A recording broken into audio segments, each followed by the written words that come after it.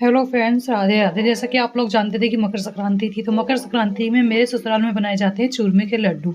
जैसे पहाड़ियों में घुघुते और खजूर बनाए जाते हैं ना, ठीक उसी तरीके से मकर संक्रांति में हमारे चूरमे के लड्डू बनाए जाते हैं। उसका मतलब आप पंडित वगैरह को दे के आते हैं, खाते हैं। पहले इन लड्डू को बना के पूजा की जाती है, मंदिर में दान दे के आते हो। जैसे कि जो चीज़ें चाहिए थी उसी के साथ अभी लड्डू भी दे के आते हो। उसके बाद आप फैमिली में आराम से खा सकते हैं, और आप इनको स्टोर करके भी काफ़ी लॉन्ग टाइम तक रख सकते हैं, महीने 2 महीने तक। तो मेरे घर में भी सबको बहुत पसंद है, मेरे को भी अच्छे लगते हैं, तो इसलिए हर संक्रांत में हमारे यहाँ ज़रूर बनते हैं। तो ये बनाए जाते हैं, चूरमे के लड्डू बनाए जाते हैं सूजी और आटे के। तो सूजी आटा जो होता है सेम मात्रा में होता है। जैसे कि अगर आप आधी किलो सूजी यूज़ कर रहे हैं तो आधी किलो ही आटा यूज़ करेंगे। तो यहाँ मैंने ले रखा है आधी किलो सूजी और आधी किलो आटा। अब मैं इसका आटा गूंद रही हूँ। आटा गूंदते समय इसमें थोड़ा घी ज़्यादा यूज़ होता है, घी का ज़्यादा यूज़ किया जाता है। और इसका आटा गूंदूंगी मैं गर्म पानी से, मतलब घी और गर्म पानी मिला के आटा गूंद रही हूँ। और आटा गूंद के मतलब फिर इसकी पूरियाँ बनाई जाती है, फिर उन पूरियों को तोड़ा जाता है, क्योंकि लड्डू बनाने होते हैं चूरमे के। तो पहले आपका प्रोसेस सेम वही पूरियों वाला रहेगा, लेकिन इसमें आपको ये छूट मिली रहती है कि पूरी आप किसी भी आकार की बना सकते हैं। ऐसा नहीं है कि पूरी आपको गोली बनानी है, किसी भी आकार की बना दो, क्योंकि बाद में हमें उन पूरियों का चूरमा करना होता है। तो यहाँ मैंने ये आटा गूंद लिया है, और लड्डू बहुत ही बढ़िया बनते हैं, क्योंकि एक तो इसमें घी और ये ड्राई फ्रूट्स वगैरह का यूज़ होता है, तो ये हेल्थ के लिए भी बहुत अच्छे होते हैं, और टेस्ट में भी बहुत बढ़िया लगते हैं मेरे को। तो आटा मेरा गूंद चुका था, तो अब मैं बना रही हूँ पूरियाँ। पूरियाँ बनाने के लिए ले ली है मैंने मोटी मोटी लोई, क्योंकि मैंने बताया पूरियाँ आप किसी भी आकार की बना सकते हैं, और मोटी ही पूरियाँ बनेगी, क्योंकि मोटी पूरियाँ बनने में, तलने के बाद चूरमा करने में ईजी होता है। अगर आप पतली पूरी बनाएंगे तो चूरमा बढ़िया तरीके से नहीं होगा। तो यहाँ मैंने ले लिया है चॉपर बोर्ड, इसी में मैं पूरियाँ बना रही हूँ, क्योंकि आपको आजकल पता है कि आजकल कोई भी चकला यूज़ नहीं करता है, पूरियाँ सब स्लैब वगैरह में ही बेल लेते हैं। तो ये मेरा चॉपर बोर्ड रखा था, मैं इसमें पूरियाँ बेल ली हूँ। अब पहले पूरियाँ बेल के सारी मैं इकट्ठी कर लूँगी, उसके बाद साथ में एक साथ तलेंगे, क्योंकि बार बार आप 1 बाय 1 करोगे तो लेट टाइम भी लगेगा। तो इसलिए हाँ, मैंने पहले सारी पूरियाँ बेल ली है, जैसा कि आप लोग देख रहे हैं। तो पूरियाँ मेरे बेल के तैयार हो चुकी है। अब इसको फ्राई करते हैं। फ्राई इसको हम करेंगे घी में। आप चाहो तो डालडे का घी का भी यूज़ कर सकते हो, लेकिन घी में फ्राई करने से ज़्यादा बेनिफिट ये होगा, क्योंकि आपको पता है खाने के लिए बन रहे हैं, डालडे की महक भी आ सकती है, रिफाइंड की महक भी आ सकती है। और घी एक ऐसा है जो हेल्थ के लिए भी अच्छा होता है, तो मतलब घी में ही फ्राई कर रही हूँ। घी ज़्यादा यूज़ नहीं होता, आपको लगता है कि सारा घी में तली जाएगी पूरियाँ तो काफ़ी घी लगेगा, उतना घी नहीं लगता है। तो यहाँ मैंने और घी गरम कर लिया है, घी गरम हो चुका है, तो अब मैं सारी पूरियाँ तल रही हूँ।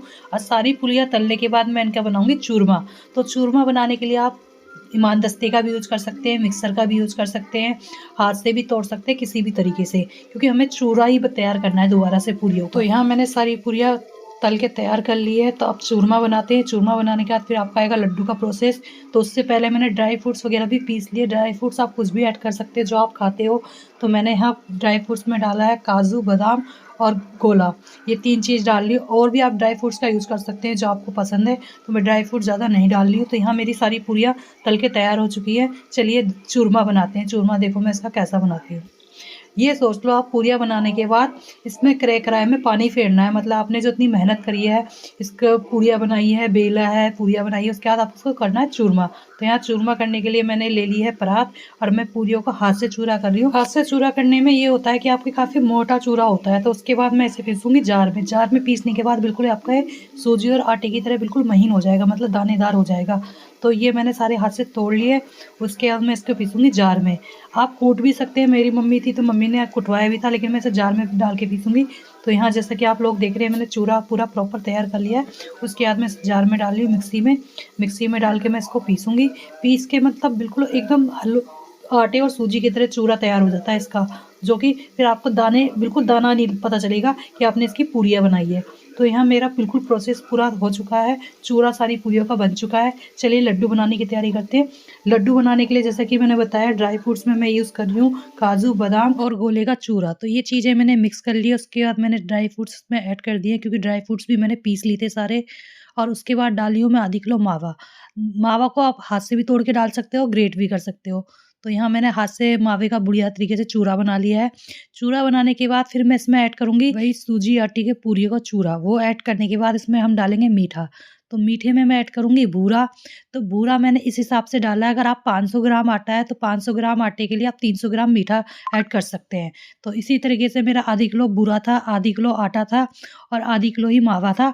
200 ग्राम बूरा मिला दिया। अब इनको बढ़िया तरीके से मिक्स करेंगे। मिक्स करने के बाद अगर आपको लग रहा है थोड़ा ये दरदरा हो रहा है, तो आप इसमें घी भी डाल सकते हैं थोड़ा-सा, क्योंकि लड्डू बनाने हैं, लड्डू बनाने के लिए थोड़ा हमें टाइट डो करना होगा इसका।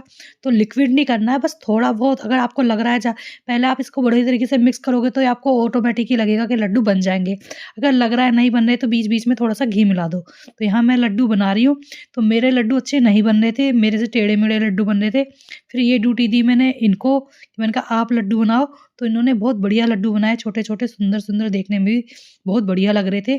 तो मीठा ओके था और हमने टेस्ट तो नहीं किया क्योंकि हमने पहले पूजा करनी थी, उसके बाद टेस्ट करना था। तो ये लड्डू यहाँ मेरे बनके बिल्कुल बढ़िया तरीके से तैयार हो चुके हैं। तो मैंने जैसा कि आपको बताया कि बनियों में बनाए जाते हैं चूरमे के लड्डू, और वहीं मेरे मायके में बनाती थी मम्मी घगूते खजूर, वो भी बहुत बढ़िया लगते थे। घगूतों की तो माला बनाई जाती थी, जैसे कि पहले मेरे दादा जो थे गाँव से लेके आते थे, तो सबके लिए माला लेके आते थे कि ये इसकी माला है, ये इसकी माला है, तो वो माला हम पहनते भी थे और उसमें खाते भी थे।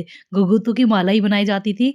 तो वो पल भी बहुत याद आता है जब हमारे दादा लेके आते थे हमारे लिए, बहुत अच्छा लगता था, बहुत खुशी होती थी एक अलग ही। तो यहाँ मेरे लड्डू बन के तैयार हो चुके हैं, मैंने कर रही हूँ एक जार में स्टोर, क्योंकि ये अगर आज में हवा लगेगी तो जल्दी ख़राब हो जाएँगे, लेकिन आप इसकी बॉक्स वग़ैरह में रखते हैं तो ये ख़राब नहीं होंगे।